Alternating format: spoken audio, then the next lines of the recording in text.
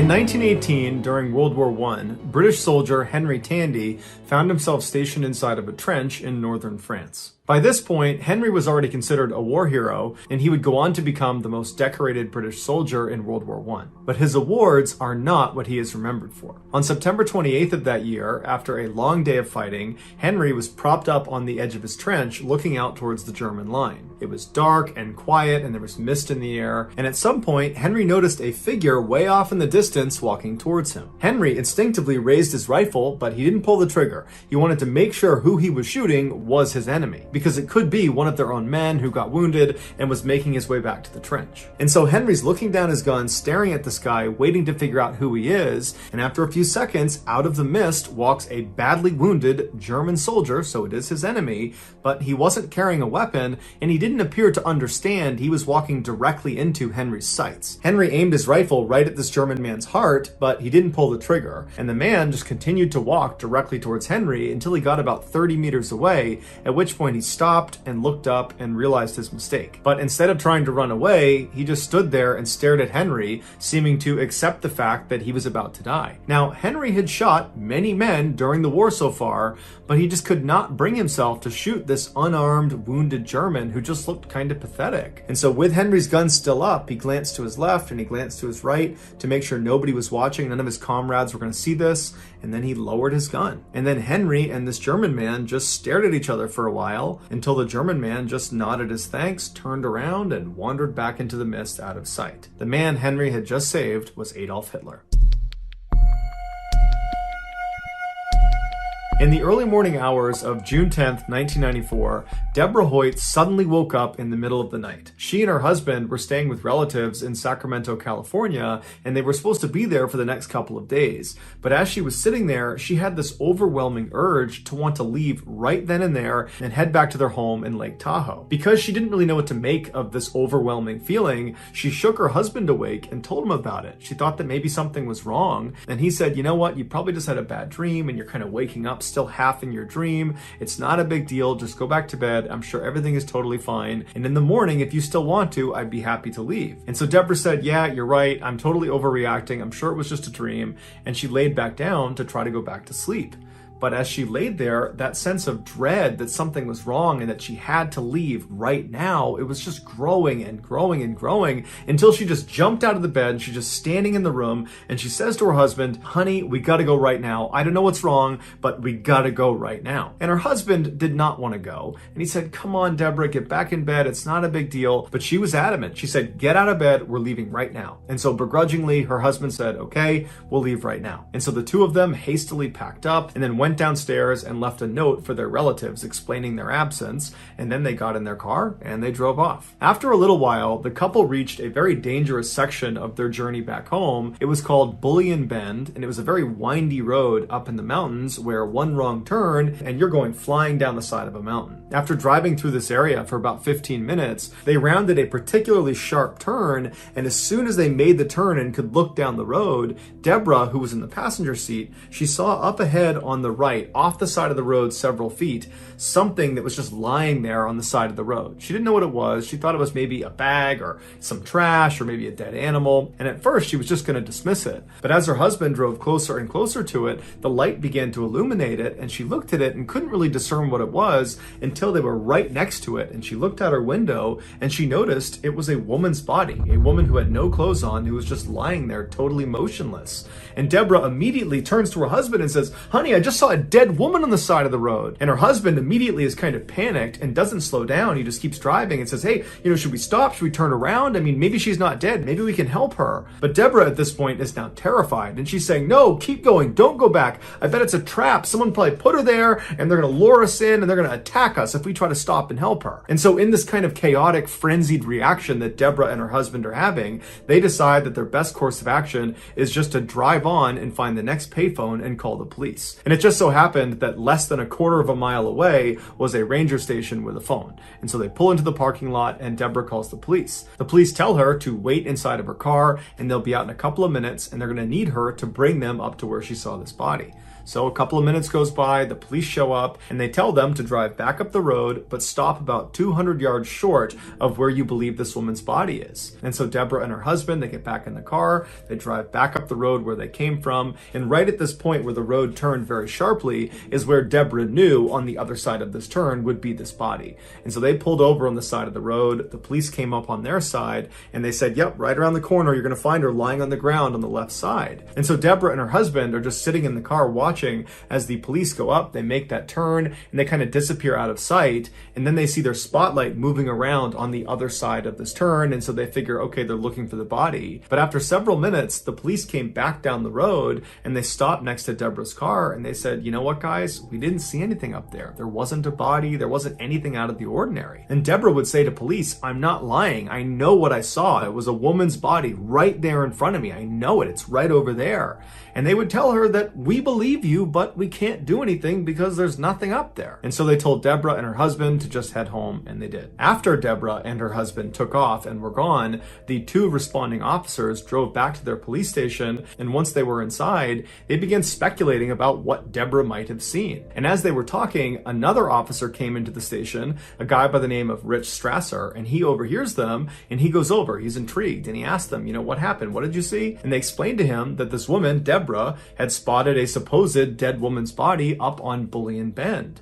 And as soon as he heard Bullion Bend, Rich remembered that just a couple of days ago, they had received a missing person report of a young woman named Christine Skubish and her young son named Nick, who had gone missing, and the last place they had been seen was up on Bullion Bend.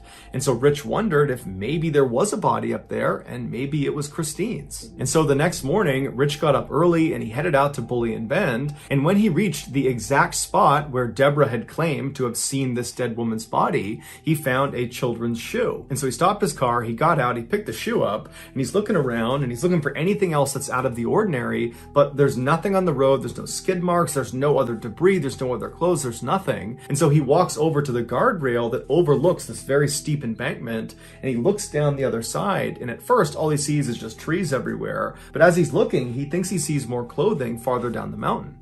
And so he climbs over the guardrail and he very carefully maneuvers his way down, and after only a couple of seconds, he reaches a clearing in the branches and the trees, and he can see down to where the terrain kind of levels off, and right down there is a smashed up red four-door sedan. It was the same type of car that Christine Skubish had been driving when she went missing. And so Rich ran down the mountain, following debris all the way to this wrecked car. He goes around to the driver's side and he looks inside, and there in the driver's seat is Christine Skubish, and unfortunately she was deceased. And then on the passenger seat is her son, Nicky, and he is alive, but barely. He had gone 5 days without food or water. And doctors would say when Rich found him, he probably only had about 1, maybe 2 hours before he would have died as well. Authorities believe Christine fell asleep at the wheel and she drove off that embankment. Initially, Rich believed Deborah must have seen Christine when she was driving through the mountains and saw that woman on the side of the road. After her accident, Christine must have gotten out of her car and then climbed up that embankment and then laid on the road, hoping someone would see her,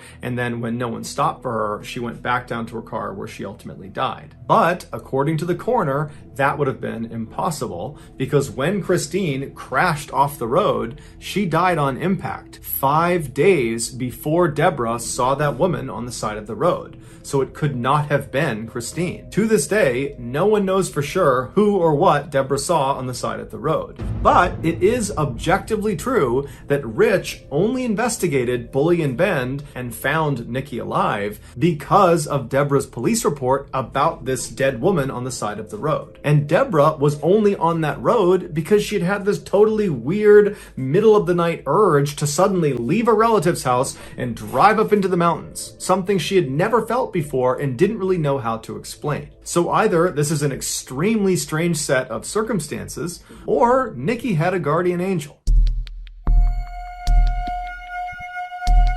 In early 1983, residents of the Cranley Gardens apartment complex in North London began complaining about their drains being clogged up. Initially, their landlord was dismissive and said, "Oh, it's just an old building, it's old plumbing, and that's why it's slow." But eventually, the landlord conceded and asked a plumber to come out and have a look. And so, on the evening of February 8th, an experienced plumber named Mike came out to Cranley Gardens, and after learning what the complaints were, he went around to the side of the building and he opened up a drain cover to have a look inside. As expected, when he shined his light down, he saw wads of hair and napkins and other things kind of mashed together, clogging up the pipes. And so he reached in and he began pulling the stuff out and putting it in a bucket right next to him. And then after he had cleared the majority of the obstruction, he reached his arm all the way into this pipe to feel around to see if there was anything in there that he just couldn't see. And at some point, as he was reaching, when his arm was almost completely into this pipe, his hand hit a major blockage. And so he moved his fingers around to try to feel what it was, but he couldn't tell. It was something that was fairly soft, but there were some hard things inside of it, like sticks or rods. So he grabbed a handful of this blockage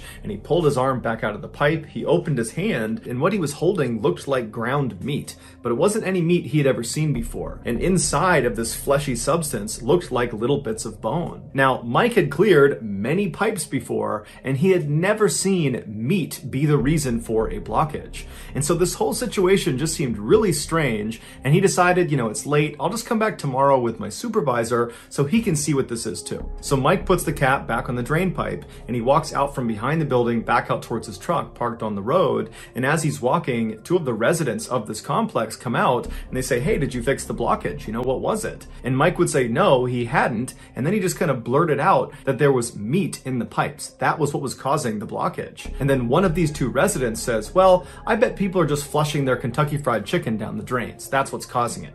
And Mike looked at him and he was like, "Yeah, maybe." And then he just turned around, got in his truck, and he drove away. Early the next morning, Mike and his supervisor came back to Cranley Gardens, and they went around to the side of the building. They undid that cap, and then Mike reached down inside expecting to feel this blockage, but where it should have been, there was nothing. Somebody had cleared the pipes. And so Mike and his supervisor are looking at each other, and Mike is like, "There's no way that cleared on its own. Someone had to have come out here and cleared it, but I don't know why they would have done that and still had us come out." But the men decide, what, maybe by chance it did just kind of slip through and cleared itself, so let's just continue the process and make sure each of the apartment buildings, their individual pipe is unobstructed. And when they checked these pipes, they found all of them were clear except for one, apartment number 23, whose pipe was blocked up with more of this meaty substance. Mike and his partner were already very suspicious of the fact that someone had snuck out here in the middle of the night and cleared the pipe. Probably. They didn't know if that happened, but it seemed likely. And now they're finding more of this weird meat substance coming from a particular apartment. And so the whole situation just seemed off. And so they told the landlord that they were not going to touch this. Somebody else had to come out and deal with this. And the landlord, after finding out there was meat jammed in the pipes, got really freaked out and called the police. The police showed up, they pulled this meat substance out of the pipes, and they sent it to a mortuary where a pathologist looked at it and said, "This is meat. It's human meat." And in particular, the stuff that was pulled out of apartment number 23's pipes is that of a human neck. So the police go back to Cranley Gardens, they go up to apartment number 23, they knock on the door, and when the door opens, they're hit with this overwhelming stench of just rotting flesh. And standing in the doorway of this apartment, the owner of the apartment, is this guy who's in his late 30s, early 40s, who introduces himself as Dennis Nielsen. And they say, "Hey, Dennis, can we have a look around your apartment?" And he says, "Why?" And they say, "Well, we found human remains in your pipes." And Dennis immediately says, "Oh my goodness, I can't believe that. That's horrible." But the police are not buying it, and they say, "You know what, Dennis? Tell us where the rest of the body is." And at this, Dennis suddenly went expressionless, emotionless, and he just turns around and he points into his bedroom and he says, "It's in 2 plastic bags in my closet." And so before the police go into his apartment to go inspect these bags, they say, "Dennis, are there any other bodies in your apartment that we should know about?" And Dennis sighs and he looks up to the ceiling and says, "Yeah, there's about 15 or 16 here. It's a long story. It goes way back. I'd love to tell it to you, get this off my chest, and I'll do it at the police station." So after Dennis was arrested and brought to the station, he told them his horrible story. It had all started 5 years earlier in 1978 when Dennis was 33. He was at a pub having some drinks by himself when a teenager came into the bar and attempted to buy an alcoholic drink, and he was denied service. And so Dennis pulled him aside and said, "Hey, I'd be happy to give you a drink at my apartment. It's right down the road." And the young man, whose name was Steven, was very excited about this and said, "Great, let's go." Once they arrived back and they were up in Dennis's apartment, the pair had lots of drinks and they were having fun and laughing, and then at some point the pair climbed into bed together. The next morning when Dennis got up, his new friend Steven was still sleeping right next to him, and he had this sudden overwhelming sense of dread because he knew as soon as Steven woke up, he would see this as a one-night stand and he would just leave. He would not stick around and remain friends with Dennis. And Dennis just did not like that idea. He wanted Steven to stay. And so he looked on the ground next to the bed and he saw the necktie that Steven had been wearing was on the ground. And so he got on the ground, he grabbed the necktie, he fashioned it into a noose, and then he climbed back on the bed, got on top of Steven's chest, and he looped the tie around his neck, and then he pulled it as tight as he could. And as soon as it was tight, Dennis would tell police that Steven came alive, and he began reaching for his neck and kicking Dennis as hard as he could, but he just can't get it off. And at some point, Dennis said Steven just seemed to give up. He looked up at Dennis and knew he wasn't going to get this off and that Dennis was determined to kill him. And so Steven just allowed himself to go limp, and then he slouched over. And as soon as that happened, Dennis said he relaxed. But as he's looking at Steven, he realized he wasn't dead. He was just unconscious.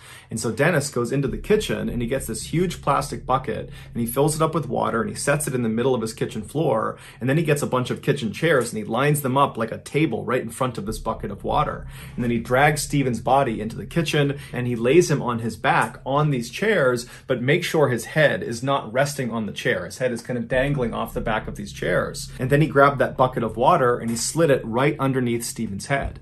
And then Dennis got on top of the chairs, on top of Steven, and then he pressed the young man's face straight down so his head went backwards until his mouth and his nose were under the water. And Dennis held him like that until Steven regained consciousness, but again, he didn't fight it. He knew he was doomed, and after several minutes, the bubbles stopped coming to the surface and Steven was dead. Dennis pulled his victim off of the chairs, he brought him into the living room, and he sat him on a chair, and then Dennis went into the kitchen and he made himself a cup of coffee, and he smoked some cigarettes, and then he just stood in the doorway and looked at Steven's body. And he would tell police it was a very bizarre experience because Steven still looked like he was alive. In fact, Dennis would try talking to him as if he was going to talk back, but obviously he didn't. And at some point, Dennis realized, the life he had before he killed Steven was now over. He had a new life and he didn't really know how to handle it. And so the first thing he thought to do was to clean Steven. So he took Steven's body and he brought him into the bathroom and he gave him a very long bath, cleaned his body, cleaned his hair, and then afterwards he got him out, he dressed him and put him into his bed, and then Dennis climbed into bed with him and laid with him. And he would tell police as he laid there, he suddenly felt overjoyed. Steven was not going to leave him. He was going to stay here as long as Dennis wanted him to. After laying with him for some time, Dennis realized he had to find a way to hide Steven's body in his apartment so no one could find him. And so he left his apartment and he went to a hardware store where he got an electric knife and a big storage bin. And he brought them back to his apartment, and as he was about to cut Steven up, he just couldn't go through with it. So instead, he just climbed into bed and took a nap next to Steven's body.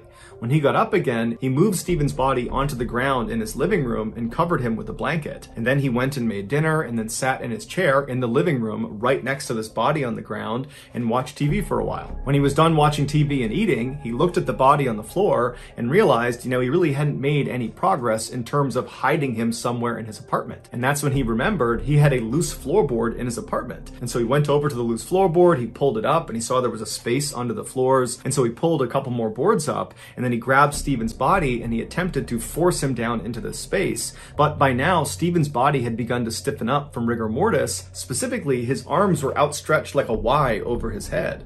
And so as Dennis is trying to force him down in there, his arms were not allowing him to go down into that small space. So Dennis took Steven's body and he propped him up against the wall in his bedroom. So the body is against the wall, rigid, standing up with its arms up over its head, and Steven's eyes were still open. And then after that, Dennis just got in in bed and fell asleep. So all night, this corpse is staring at Dennis in his bed. And then the next morning when Dennis got up, there was Steven still up against the wall with his hands in the air looking down at him. Dennis grabbed Steven's body and put it on the ground, and he began yanking and jerking and pulling on each of Steven's arms until they were pinned down by his side. And then after that, Dennis started working on his legs and his hips, and he began contorting him until he was small enough that he could pack him down under his floor. And then once he was under there, he just put the boards on top and went about his daily life. And for the next couple of days, he totally forgot about Steven. But a week after putting him under the floor, Dennis decided he missed Steven and he wanted to see him again.